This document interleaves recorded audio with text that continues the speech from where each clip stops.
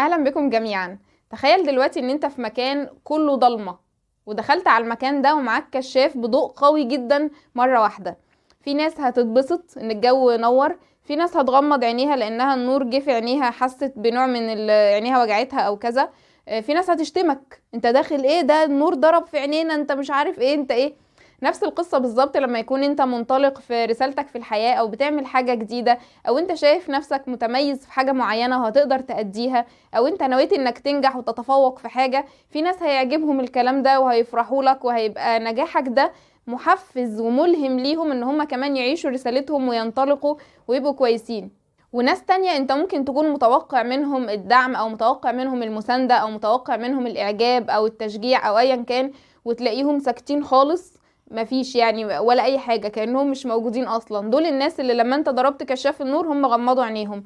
الناس دول مش بيكرهوك، الناس دول كل القصة ان هم بدأوا يفهموا ويدركوا ان ايه ده، هو ينفع حد ينجح كده، او ينفع حد يبقى مؤمن بنفسه بالشكل ده، او ممكن حد يحقق الانجاز الكبير ده. هم بس لسه بيستوعبوا ان ينفع حد يعمل كده، فبناء عليه انا كمان اقدر اعمل كده.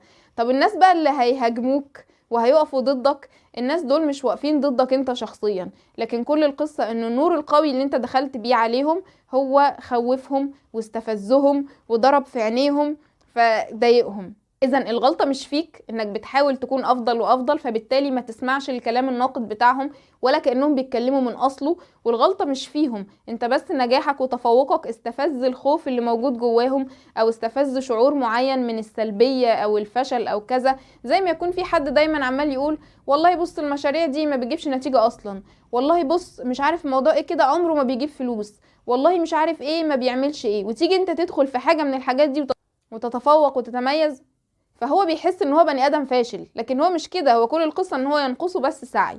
ساعتها هتلاقي الناس دي ممكن تهاجمك وممكن تسقط شعور الفشل وشعور الدونية وشعور العجز وشعور ضعف تقدير الذات.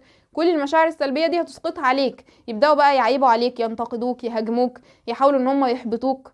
طبعا لما يعملوا كده انت مش مضطر انك تدخل في المعارك عديمة الفائدة دي، لان انت اوريدي موجه طاقتك لمشروعك. لكن ده مش معناه ابدا اني اسمح لحد يخترق حدوده معايا.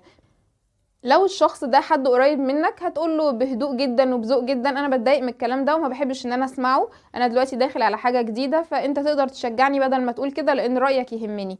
لو الشخص ده هو يعني بيهزر، يعني بيهزر دمه خفيف، يعني انت ممكن تقوله مرة واتنين بذوق وبأدب انه الكلام اللي انت بتقوله ده مش مناسب على فكرة، وان شاء الله هنجح وان شاء الله هتشوف. طيب لو هو ظريف قوي قوي يعني ممكن ان انت تقول له الزم حدك، انا ما اسمحلكش انك تقول كده، انا هنجح وعارف اني هنجح، ولو انت شايف ان انا مش هعرف انجح يبقى ورينا نفسك مثلا يعني. الردود كتير، مفيش ردود نموذجية، مفيش ردود احسن حاجة. لكن انا عايزاك هنا تعمل توازن بين حاجتين، بين ان انت تركز طاقتك على رحلتك، وبين ان انت ما تسمحش ان حد تاني يعطلك او يتخطى حدوده معاك. لو انت الشخص ده هتصده مرة خلاص هنخلص على كده وتركز في رحلتك، خلاص احمي حدودك، واعرف ان ده من حقك، واعرف ان مش مطلوب ابدا انك تقبل هزار او خفة دم تنقص من قدرك او من قدر مشروعك او من قدر نجاحك.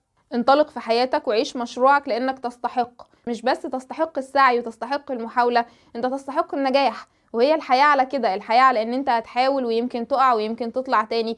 طيب لو انا دلوقتي رديت على الناس دي ومشيت في موضوعي وجيت تعثرت لسبب او لاخر، وقعت ما بقتش عارفة اكمل ايا كان، ولقيت ردود ما عجبت، ولا يهمك ولا يهمك اصلا، هو كل حد منهم بيعبر عن نفسه مش اكتر.